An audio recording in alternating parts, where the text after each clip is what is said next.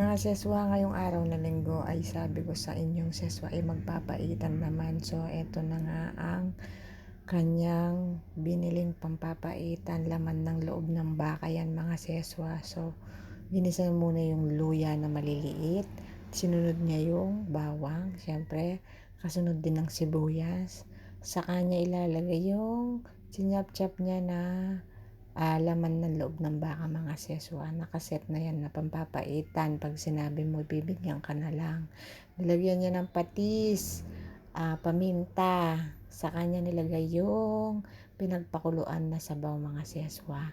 Nilagyan niya ng konting kapdo para pumait. Tapos nilagyan niya ng cubes. Nilagyan niya ng pampaasim. Ayan. Bukod sa nilagay niya ng pampaasim na yan, naglagay pa rin siya ng ayan, siling green, siling red, kalamansi, at saka kamyas. Ang sarap mga seswa. So, ito na ang ating finished product. Ang sarap mga seswa. Babush! Bawal sa akin ang masyadong maanghang, kaya konti lang sili ang nilagay mga seswa.